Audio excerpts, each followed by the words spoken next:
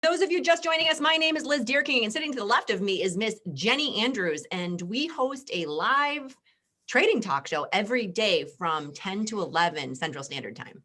Right. So for those of you not familiar with Tastytrade, it's been around for almost 10 years. It'll be 10 years in May. And it is a free network full of traders, full of trade ideas. And we're trading options, futures, cryptos, everything from 7 a.m. Our shows go on air until about 3 p.m. So if you haven't seen it, check it out, tastytrade.com. So you'll notice now, given the global pandemic that's going on, both of us are filming from our houses right now, but behind us is our set. We film in Chicago. It's a really hot neighborhood. It's pretty cool. That's actually Oprah's old desk that is directly behind us. And those are our seats that we sit at. So typically we're in the studio, and it's fun because it's a little think tank. What I love about Tastytrade is it's a lot of traders. We came from the SIBO floor. So Jenny and I both have, I hate to age you, Jenny. I know it's your birthday tomorrow.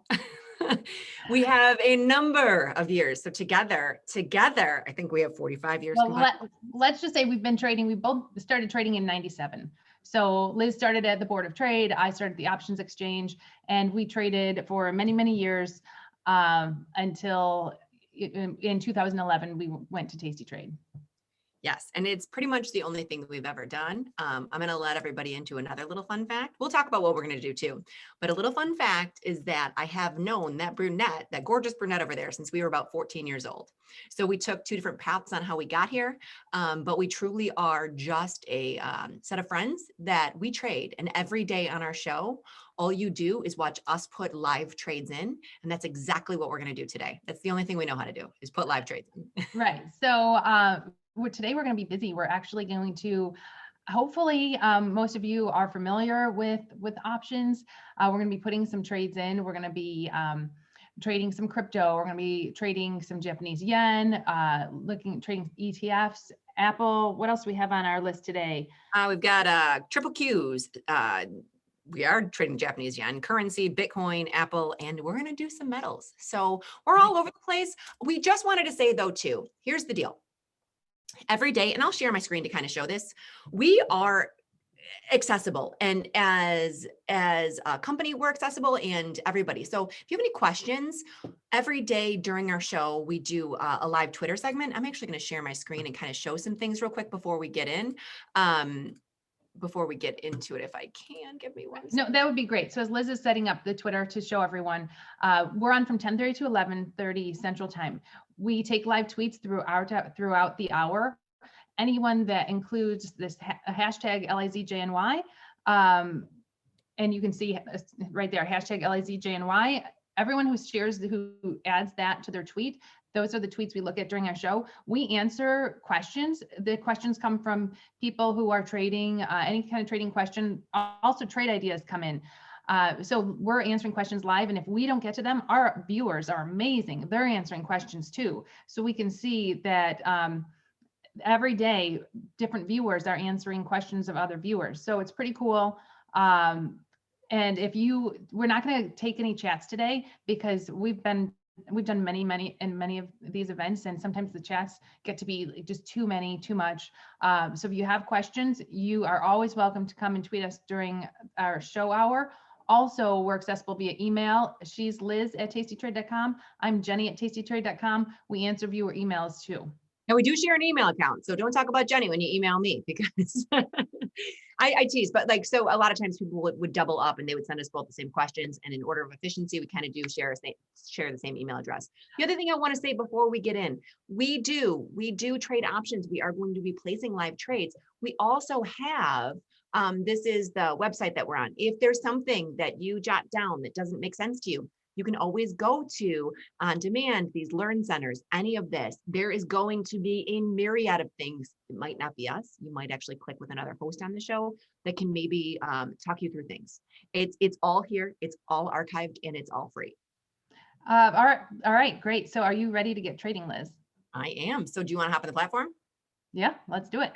So here is the handy dandy Tastyworks platform. Now, Jenny, we already talked about what we were going to do. We do place live trades. This is an account I kind of cleaned up a little bit for this particular show. we do keep our show account, the good, the bad, and the ugly. So when we open something, if we close it for a win, you see us close it for a win. If we open something and it doesn't work out, guess what? You get to see us manage it. And not all trades are winners, right? And nothing we do is a trade recommendation. This is just two friends / Explorer traders who are trading in our own accounts.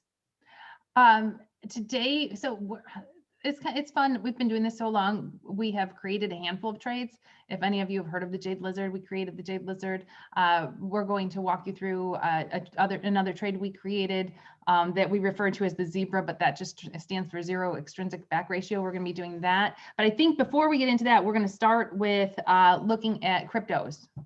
All right, let's do it. So this is something newer to Tastytrade / Tastyworks. And I believe, and I don't want to misspeak, Jenny, but aren't we one of the only ones that you can actually hold the cryptocurrencies in your portfolio? I think we're one of the, I don't think there are many trading platforms where you can, but I'm not 100% sure about the other platforms. We use Tastyworks. We love Tastyworks.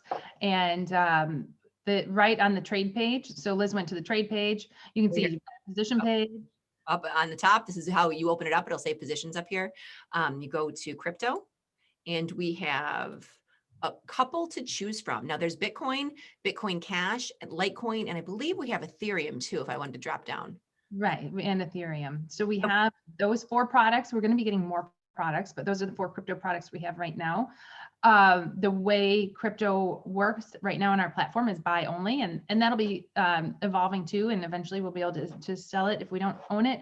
But right now it's buy only, and then we can only sell it if we have it. But I think we're gonna jump in and buy a little bit of Bitcoin. So what I think is interesting, let's take Bitcoin and I don't know if anybody is familiar with Tastytrade. They did have a crypto roundtable where they brought a bunch of experts in and they were all talking about it. And they had said, and I thought this was interesting, Jenny, because I don't necessarily agree with all this. They said, if you're going to trade anything, trade Bitcoin. They said, don't worry about the other ones, just trade Bitcoin, because that's the one that everybody's kind of looking for. Once again, I don't know if we agree or don't agree, but it's right here. So if it's a buy only product, $47,000 is where it's trading right now. It's a little hefty of a product to buy, right?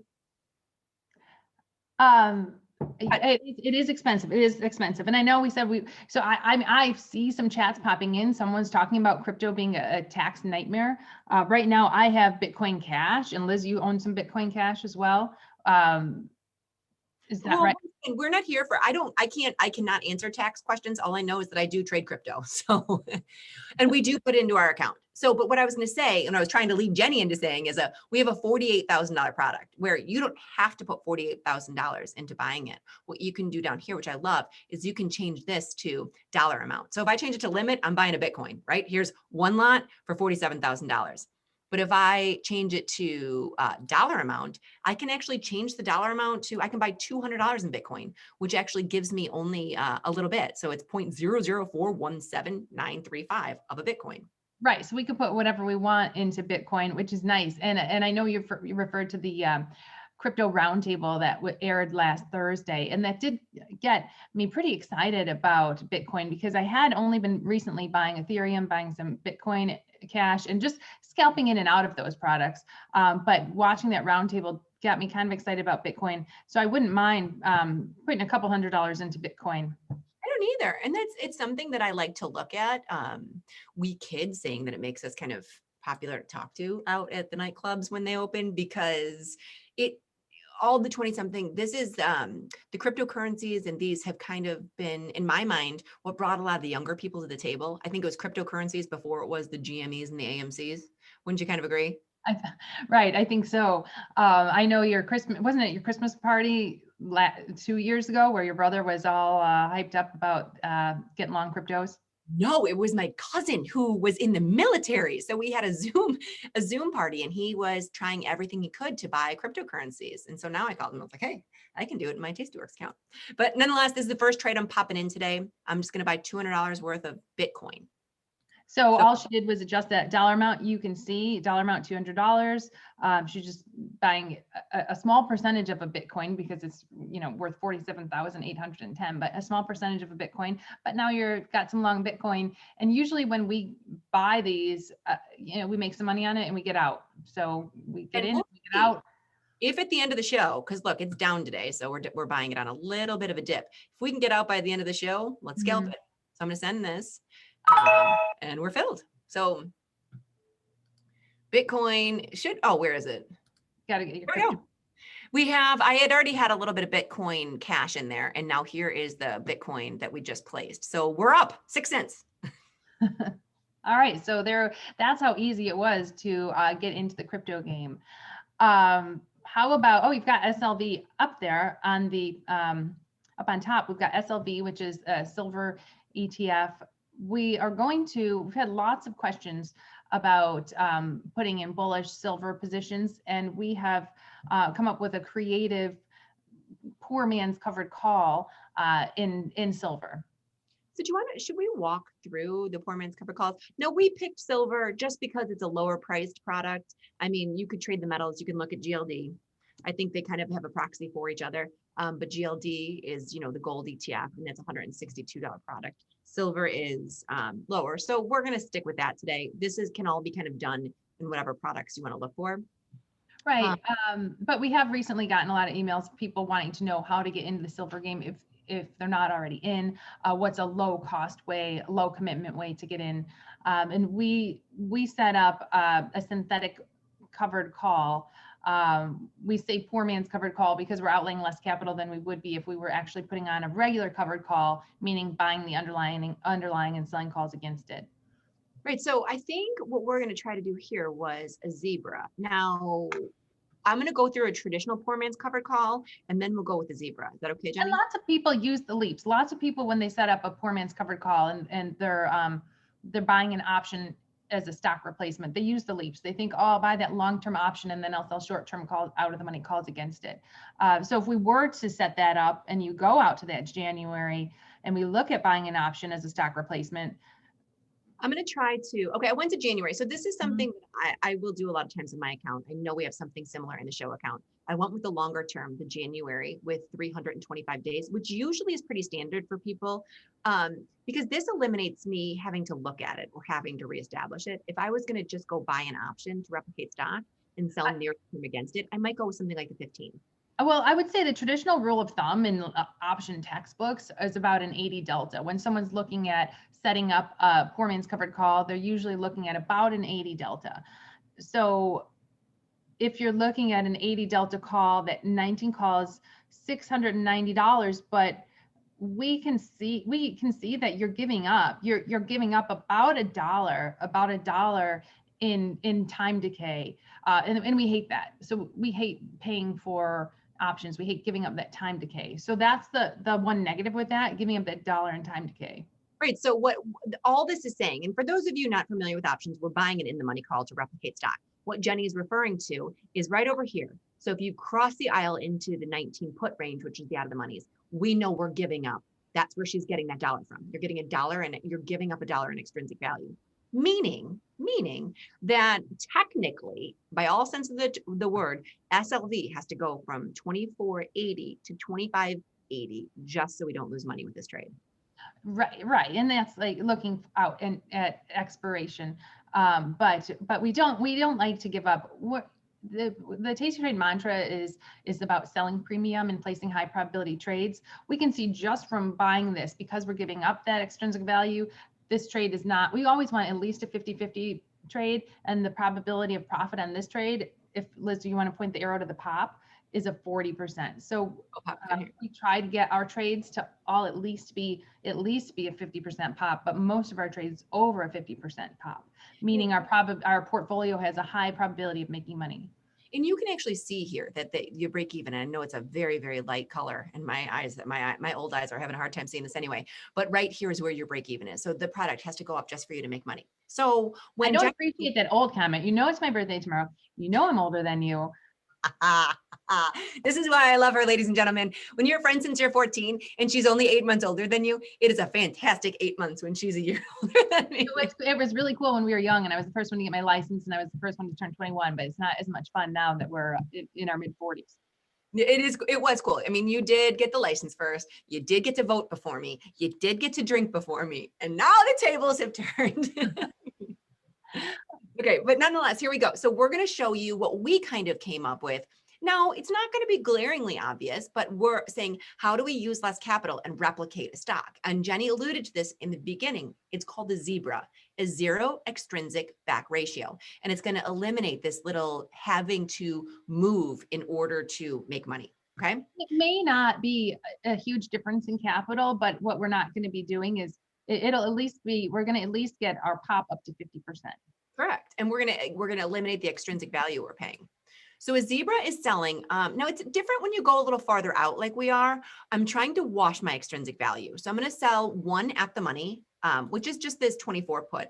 And I'm going to buy two. So zebra is a back ratio, sell one, buy two, where I'm washing extrinsic value. So we're going to have that extra option. We're going to have that the extra option of, we've got two longs, one short. We've got that extra long, but what we try to do is get our pop to at least 50. So I honestly think that you probably need to go to that 25 call. Right, there you go. You're getting it up. So look at this. What we did was we brought it to it's right at where now our break even is exactly where that probability is trading. We have not given up any extrinsic value. So it's around about the same price. It's around about the same price, but we're not giving up the extrinsic value. Now, like I said, in this example here in silver, it's not glaringly obvious. And I think really you can go a couple versions here, but this is a nice strategy to understand where you buy two in the money, sell one at the money, wash extrinsic value, get your break even to where the stock is trading. Because in some situations, in some stocks, there is a big difference.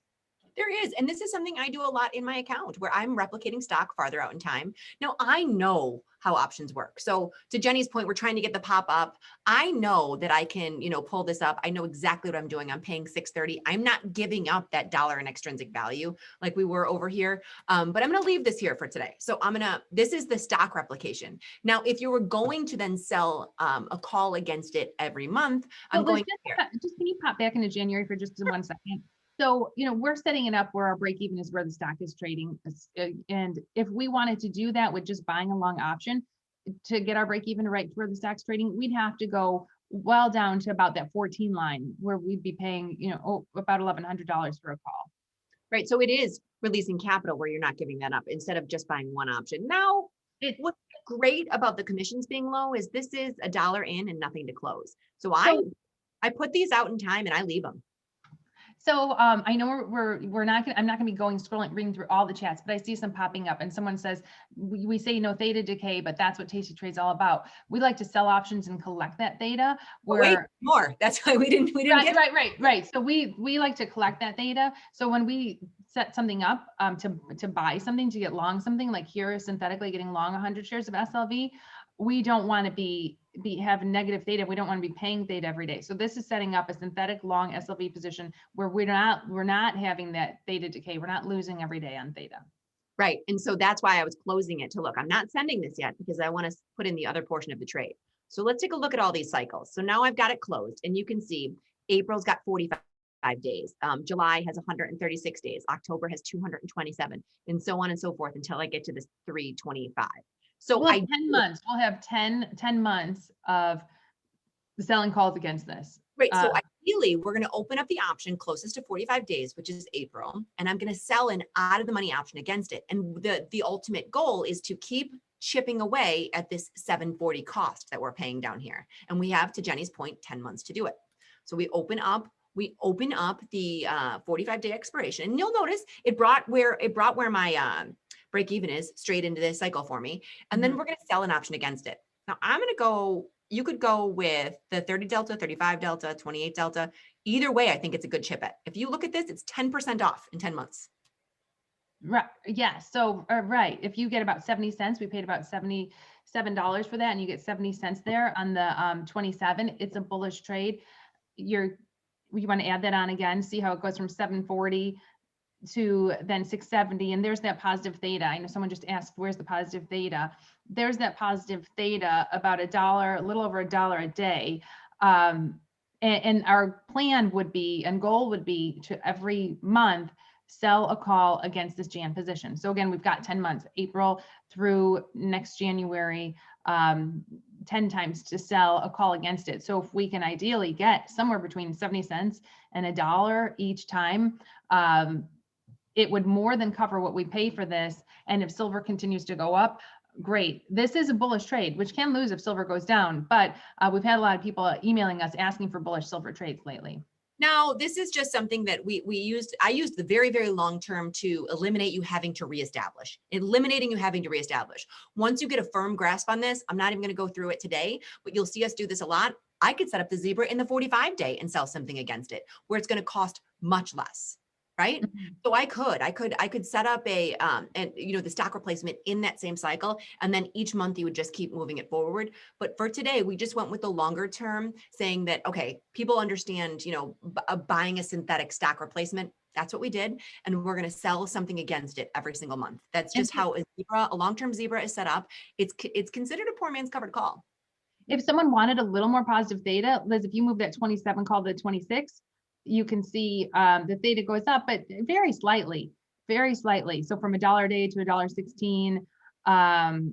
And so by moving into the 27, we're still getting something. It's still a positive theta trade, and it will be as long as each month we're selling an out of the money call against our jam position. That jam position would just kind of sit there, and every month we'd be selling an out of the money call against it.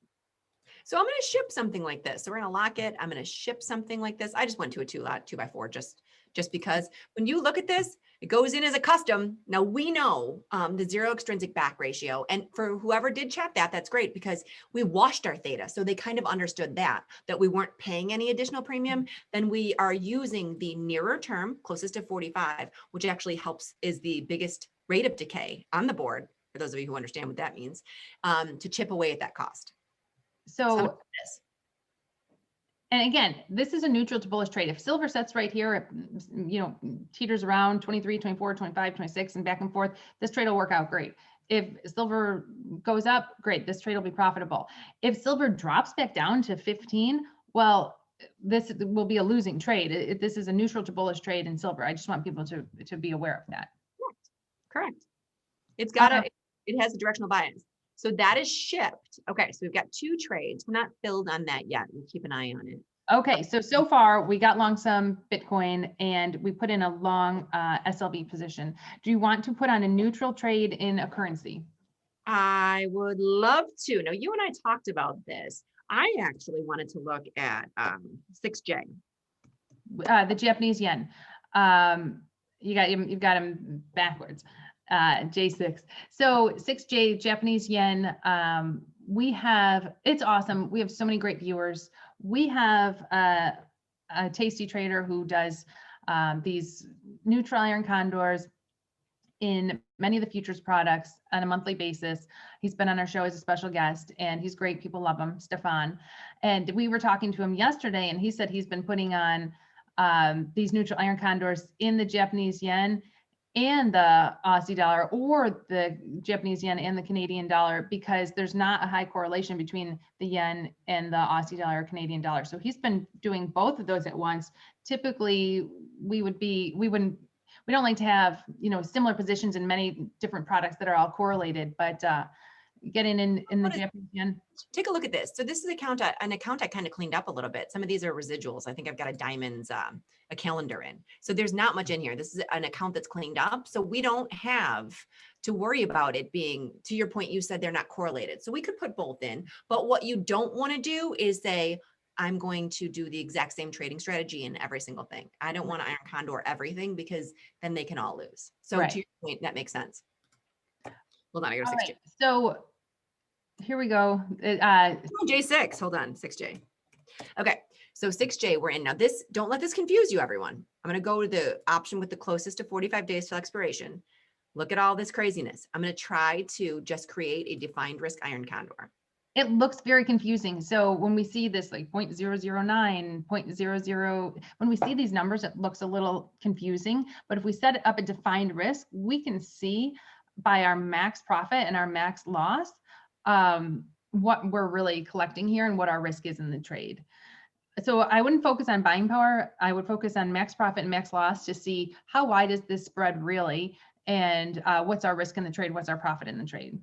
So once again, I mean, I'm not as familiar with it. I wish everything was on the small exchange with, you know, everything symmetrical markets. But here, to Jenny's point, I went to the expected move of each cycle. So I went to this 0.00925 and the 0.0095 and just sold. That's where I started, sold the options. Now, I think we can go further out. I think our goal on this trade is about a $25 wide, collecting about $500. That will give us a much better pop than 58%. So if we move these spreads out, they got a little bit wider, 15, and widen it. Okay, hold on. Let me move this one a little bit first too, because this is where it gets a little bit on the trickier side. Well, I know these strikes are a little bit goofy. So I'm just going to widen it. I mean, we can get as close as we can. So here we only have $300 in profit. I think it's because we're running out of days, Jenny. Let's just go with something pretty. So I think, okay, if we're getting 38 days, ideally about 5 days till expiration, 38 days, maybe instead of getting about 500, we get a little over 400. So right. I think you can move our puts and widen those. So 92, 90, that's a $20 wide. And are you higher on? No, this is not bad. Okay, so let's take a look at what we've got here.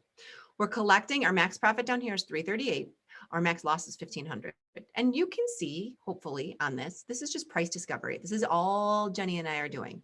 And this isn't, hey, we aren't the people who got on and be like, we're going to do an iron condor in 6J and then bet it for you and then just pop it in. This is price discovery. We're playing with the numbers, moving the width to manipulate the max loss and the max profit until we get to a point where we like it. And you can look at the delta too. So you can see our short call is about a 20 delta. What is the delta on the short put? You can look because down here it nets it for you. This is a very neutral trade. Okay. Neutral trade. And to Jenny's point, remember our silver trade. Once we added that call, it became a higher probability trade. This is a 68% pop. Can you widen that call spread? I just want to see if you adjust that call spread. Okay. So then of anything. You get $12. Right. All right. So I think it's because we're at 38 days instead of 45. So in this realm, remember how in our silver trade, we wanted to get as close to 45 days as possible. This is, we've got the 38 here and we've got the 66 here. You split the difference. You're going to collect less if you stay with the 38 days. As far as our mechanics go, it's, you know, we sell premium closest to 45 days, manage our trades at around the 21-day mark, 21 days till expiration. That's when if this doesn't come off for a win by then, that's when we're moving this out in time to the following cycle. Here, if we're collecting, and again, it's very confusing because it's 0.0000270, but just take a look at that max profit, $338, and our max loss is 1,538. Because these are futures options, our buying power is only about 539. And the management to this, if 6J breached our short put or breached our short call, we'd roll the other side to create an iron fly until we got to that 21-day mark. And then it would come off for a profit or get reestablished. So I'm going to ship this. Now, this is one of the, it was interesting because Jenny and I, you know, kind of before the show, are like, hey, let's put on some currencies. And we're like, yeah, let's just do 6J. And, you know, they all have different multipliers. They all have different things, but we know how options work. What I look at is it's defined risk. My max loss is ultimately wheels fall off scenario, 1538. Now, right? with having 38 days till expiration, and we're only collecting 338, I don't think we're going to hold out for 50% on this trade. What are your thoughts? $100. Yeah, right. $100. We get $100 out of this trade. We'll probably close it. Right. So I'm going to ship this, and that will be trade 2. See if we can get filled on that. We haven't gotten filled on silver either. Well, we can adjust it. We can work those for a little bit, and we can adjust it if we need to. Oh, maybe we did get filled on silver. Oh no, it's right there. No, it's working. You might want to adjust that by a nickel. So as she moves the price up, hopefully then we'll get filled in silver. It's still working, but all right. So metals, check. Crypto, check. Currency, check. How about, I know we talked about looking at some general market ETFs. We also talked about looking at Apple, and a delta buster. If we add a lot of positions where we have strangles or jade lizards or short puts, a delta buster will give us a little bit of short delta to offset the risk on some of those premium selling strategies. Yeah, so a delta buster is something else that you and I brought up on the show. And so we give names to trades. I think this is very important that we got to talk about this too, because if you Google delta buster, you'll probably be taken directly to Tastytrade. I don't know that it's going to be anywhere else. The jade lizard is now a common name, but the delta buster is less common. So I'm going to go to Qs. What do you think, Qs? Sure. Okay, so in this situation, let's take a look at this. So the delta buster is something that we looked at using options, because at the end of the day, all you can do is sell a put, buy a put, sell a call, buy a call. And there's 4 pieces and you can layer them together to get your risk profile. Jenny was just talking about how we don't want to all be, we want to put something in where we can make money if the market goes down too, but maybe give ourselves a little bit of room. That's how we kind of came up with the delta buster. So this has had a pretty decent up move, if you ask me.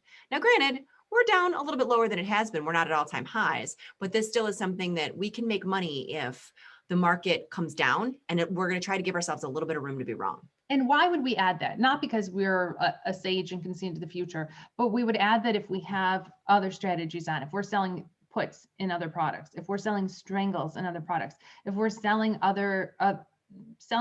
other trades, selling premium, and then we have that risk. We have that downside risk. We have those naked puts and we have that downside risk. We want to offset some of that downside risk by having some bearish trades in addition to our bullish trades or neutral trades. So This would be if we are going to go in and sell a strangle in some other products or sell puts in other products, I think we need to have some positions that would offset that loss if we did get a big down move. I agree. So, and we'll pop in something else. So I know we're kind of going backwards with it, but we're going to throw a delta buster and triple Qs in. So Jenny, just because, what cycle would we open up? It closes to 45 days till expiration, and it's really easy. I mean, this is perfect timing. April has 45 days right now. Now, the delta buster is not a premium selling strategy. So it's when we're selling premium, we definitely want to follow that guideline. This isn't a premium selling strategy, so it's not as, we could do it a little shorter term if we wanted to. No, I mean, I agree, but I think the guideline of 45 days is probably a good guideline to follow because the delta buster has 2 components. So it is buying a put spread and financing it with a call spread that's a little bit farther out. So it does have the premium selling component. We're just financing a debit spread with it. Well, and going 45 days out, you're going to get much further on your short call spread. You're going to get your break even. So this trade is kind of, how do I get a short position where that would start making money if triple Qs fell from 321 and keep my risk further than 321? How do I get my risk higher and get my break even further, but pick up profit potential from here if triple Q started to fall? Right. So here's what we do. Now, this is where, once again, price discovery. You're going to watch us do this live on air. We said we thought Delta Buster will pop one in, but we still have to kind of play with the strikes a bit, right? Mm-hmm. So let's start with buying an at the money put debit spread. This is the bearish portion, right? So I'm going to buy, let's go, want to go $10 wide? Sure, we can try 10. Yeah, we can try 10. Let's see how much it is. So there's a $10 wide put spread, meaning this put spread could be worth $1,000 if triple Qs is below 311, but from 321, it would make money to the downside. If we end up in 45 days at 315, well, then this trade would be worth, $500 or $600 if we paid nothing for it. But right now it's costing us $330, and that's what we want to eliminate, the cost of this spread. So keep an eye down here. So can you believe the market's almost going to go positive on the day? I mean, it's kind of crazy. During our show, we had SPOOs down 24 at the beginning of our show. Now we're almost going to be green on the day. Yeah, the SPOOs are down almost only 1. That is pretty crazy. I mean, we're watching Qs tick up as we're trading live, which is great because I actually want it higher when I put this on. Yeah. So perfect. Good job, market. Okay. So now here, we're going to start with this. We get a $10 wide. Keep an eye on these numbers down here. So this is where our break even is. And to the point of the silver, if we put this bearish trade on, triple Qs will have to go all the way down to, 317.70 before we start making money. And that's not in the business that we're in. That's not what we're trying to do. So we're going to try to finance it. Okay. Now we need 328. We can need 328. So if you want to find something for about, let's try that 334. That's 527. I was just gonna do $10 and 10. I'm gonna go see if I can do this. No. Oh, look at that. Yeah, perfect. So there's a $10 right call spread. Basically, we're buying a $10 right put spread and we're selling a $10 right call spread to pay for it. Putting this on for essentially nothing. We want to put this on for nothing, close to nothing. So if Qs goes down, this can make $1,000. If the Qs go up, we don't, at expiration, we wouldn't lose anything until they hit that 332 level. That's where our short call is. So we have $1,000 in risk, but it's above that 332 level. I didn't want anybody to think I did anything sneaky. I just, we're wrapped around, a penny credit and 13 debit. So it's for even. And every time it would go to a debit, which is, I mean, it's a moot point. This is literally $1. It would take my, the bar away. So I just switched this to credit. Okay. So it is flip-flopping. It is basically for even, as you were saying. I just wanted it to be visually a little bit better. So to Jenny's point, look at what we did. We created a debit spread. We took more than 300 in risk. We're now taking $1,000 in risk, but our break even moved from 317.70 to 332 before we start losing money. Right. So triple Qs it's trading at 321, almost 322. So our break even is 332, $10 higher. So we have a profit potential of $1,000 if we go down from here. But if we go up from here, it can go up $10 before this trade would be losing at expiration. Now, if we shoot up tomorrow, this trade will be losing tomorrow. Might not be through a break even, but it will be a losing trade. You could put on at a better price tomorrow if the market's higher. But fast forward to expiration, our break even on this trade is around 332. Right. So I kind of popped that in, just wrapped around there. It's almost back to where the all-time highs were. It gives us, like I said, we used to use the term wiggle room. It gives us the wiggle room that we're looking for and the short delta. I'm going to put it on the analysis page if I can. There we go. There we go. So you can see where that red flag is, where the stock is right now.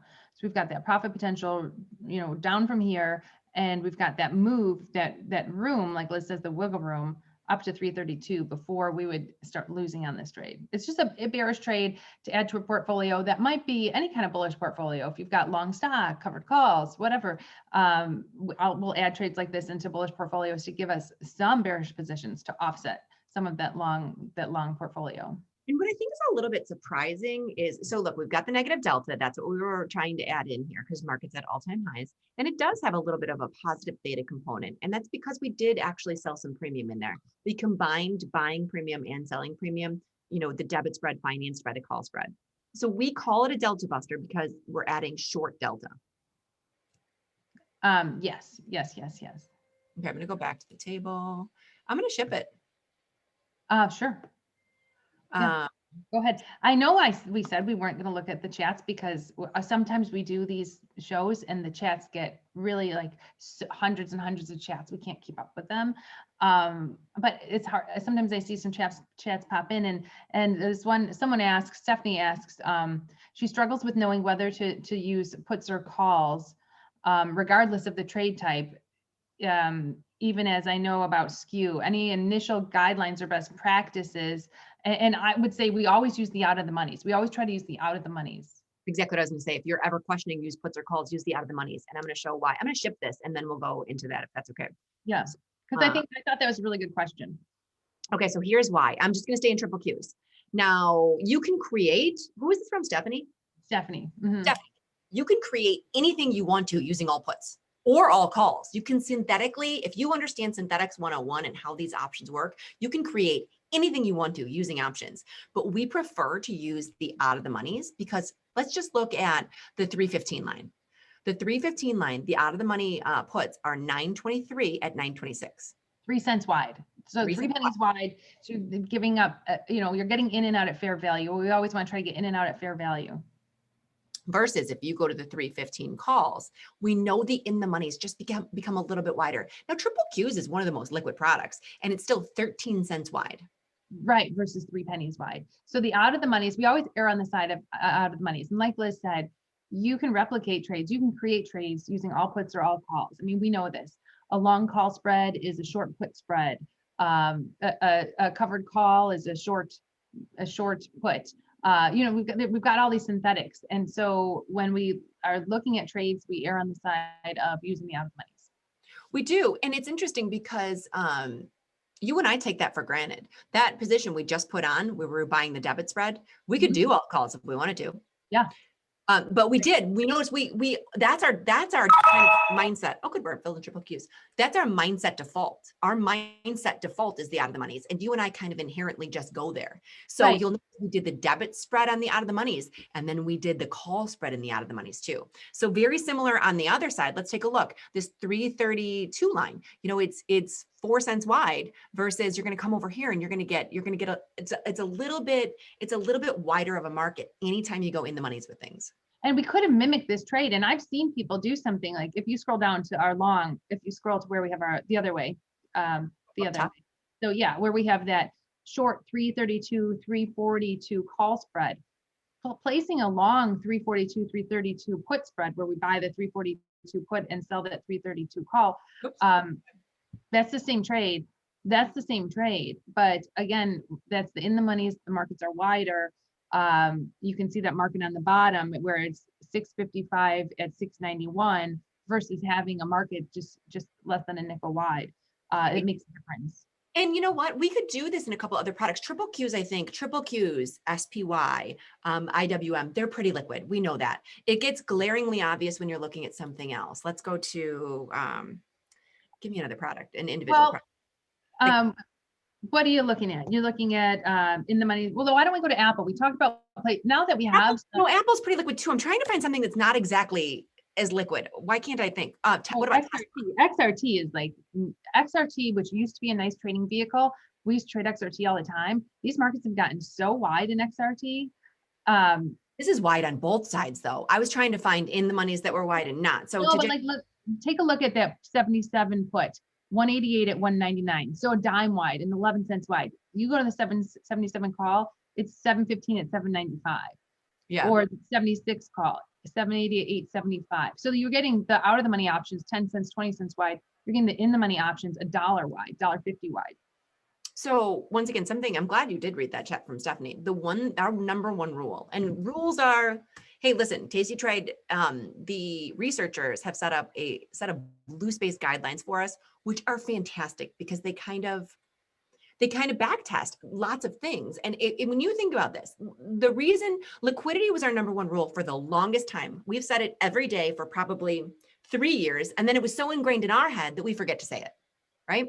So liquidity is our number one rule because when you look at it from this perspective, what is a bid ask? What is 815 at 950? If I wanted to, and I had to do this, I could sell on the bid at 815 and buy on the offer, 950. So immediately in that trade, that's the slippage, right? So the slippage between that's pretty big. It's $1.30 or even more, 35. That's slipping. And so if you may be able to get in, you may place your trade and say, I hope I could get in at mid-market.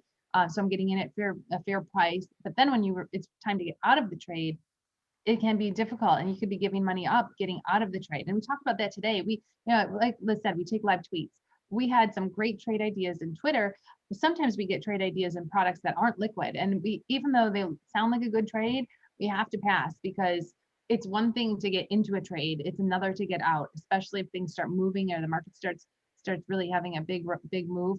It becomes difficult to get out of products that aren't liquid products. I just want to show, I know this is something that is probably on, everybody's been kind of looking at it. And when this happened, so everything, all the shenanigans that went on with GameStop recently, when it spiked up and came down. So the market makers first gut reaction is to widen the markets out. Now it's come back in line amazingly. Cause you ask me, this seems like a very tight market for GameStop, right?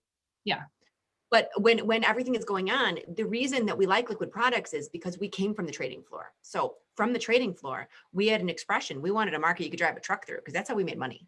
So now on the other side, when I'm sitting at this, in my upstairs bedroom, which looks like my studio, I want the narrowest possible. I want the exact opposite way that we were making money on the trading floor for me to make money. When we have to pay the ask and sell on the bid, we want the tightest market we can find. Yes. So that was really good. That was a really good question. Really good. Yeah, okay. And it's funny because there are certain products, and not to keep, beating a dead horse, but there are certain products I don't check the liquidity in anymore. You're looking at, your big ETFs, and Apple's another one where that millions of shares are going to be traded. right? And why don't we, Apple, perfect. So we wanted to take a look at this. We had some breaking research today, which aired earlier this morning on a market measure, which was amazing. And it was all about the credit you're receiving and what percentage of the buying power that is. And if the credit we're receiving is over in a product like Apple and an individual equity, and if it's a liquid product, if we're looking at a 16 delta strangle and the credit we're receiving is at least 20% of the buying power, then the trade makes sense to us as premium sellers. And so we wanted to take a look at a strangle in Apple today because So, it's like because I loved this study. I loved it. So Apple's a liquid product. We like to sell premium. For the ones who were in the chat earlier, we're premium sellers. But Jenny, where in the old research, where do you need this IVR to be in order to sell premium? So we typically would like IVR to be over 30 to sell premium. But because last year was such a volatile year, we're not seeing IVR as high as we'd like. We're seeing a lower IVR. So the research team came up with this study looking at going back 9 years and looking at selling strangles and if the premium collected hit a certain percentage of the buying power, it's still a viable trade, even if we didn't have that high IVR, which I loved. So it's new today to us, and I was kind of excited to look at some trades that in that new fashion, looking at percentage of buying power. Okay, so just what I loved about the trade is that it kind of tells us, understand where the numbers come from and see if it makes sense to do it. So just because we're vetting a 16 delta strangle doesn't mean we have to sell it. It's just our kind of test to see if it's okay to sell premium, right? So somebody might look at this and say, I think Apple is overbought or oversold here. And you can just, sell calls or sell puts or create some type of your strangle or whatever you want to do. Yeah, so we're not saying you have to sell the 16 delta strangle with this, but it's a great way to vet it. So I don't know if this is going to work. Do you know if this is going to work? Well, so we'll see. We'll take a look. I don't know. Apple's moved since we looked at it earlier, and like I said, it doesn't mean we need to sell the 16 delta strangle. And I know you like jade lizards in Apple. You may end up just saying, "Oh, let's do a jade lizard in Apple." Well, let's see if it works, right? So if I'm going to sell a 16 delta strangle, here's my handy dandy delta column. We've got 13, 15, 17. Split the difference. I'm going to go with the 15. Fair enough, right? Okay. So I'm not going to stick with the strike, because the other thing I was going to say too, when you look at this is just to test it. I don't want to sell a non-standard strike. So no. I will. 112.5. The 112.5 is a standard strike. No, 111.25. I'm just saying. No, I know, but if you went up to the 17 delta. It is. So then we're going to come up to the top. Oh, I can go 17. So I'm going to look at this 141.25. Now, here's the math that we're looking at. Here's your buying power effect. That is what the clearing firm deems is the real risk in the trade. And here's what you're collecting. So buying power on the 16 delta strangle, $1,200. 20% of that would be 240. Are we collecting at least 20% of the buying power? Are we collecting at least 240? Yes, we are. So in our mind, as far as selling when volatility is higher rather than lower, this seems like a viable strategy for us. It does. So now, we don't have to, we're not saying vet it with your 16 deltas and then press send. And nothing we do is a trade recommendation. Right. That's why I kind of wanted to go with the wonkier strikes so that we could say, okay, we vetted. So check. Now we've got an IVR rank of 14. So it's a little lower than we like. Liquidity is in full force. Look at this, even the non-standard strikes. Penny wide, 2 cents wide, 2 cents wide. This is a liquid market. Now we can do what we want. We can sell a strangle and have risk on both sides. We can put on a jade lizard and have risk only to the downside. We put on that bearish triple Qs trade. Apple's a big piece of the triple Qs. So we have a bearish trade in triple Qs. So if I don't mind having the naked put in Apple, because if the market's going down, if Apple's going down and triple Qs is going down, the Apple trade could end up losing, but the triple Qs trade would be winning. So I don't mind having a jade lizard where we just have a short put in here and a defined risk call spread to the upside. No, there is also nothing wrong. So the jade lizard is also one of the trades that we invented. So I kind of agree with you here. What was ironic about Apple is not last year. It wasn't last year, but 2 years ago. This little stock called Apple was something that I had in my portfolio, and I would sell 70-cent puts and 30-cent wide call spreads, which is a traditional jade lizard. You 30 cent, not 30 cent wide. They were dollar wide call spreads, but for 30 cents. For 30 cents, correct. So I'd collect 30 cents on a call spread and 70 cents on a put. And I just did it. And every time one came off, I would put another one on. Didn't care where it was, didn't really care about anything else, just kind of churned it. At the end of the year, looked, and it was one of my biggest profits, which was crazy for me. I was doing them in different multiples, but it was something that I never really got tested on. So I didn't do it. Doesn't mean we won't get tested on it this year, but it was just a trade that, you always head in and didn't really think about, and you don't think about, oh, collecting $1. It doesn't seem that amazing, but it adds up over time. And at the end of the year, it worked out to be a nice trade. So we could go down. I'm going to do a dollar wide and then we'll bring it back up. So I'm going to start with the 105, which is. I'm wondering if there even are dollar wide strikes, what increments Apple is at the top here. Well, we've got $2.50 wide strikes.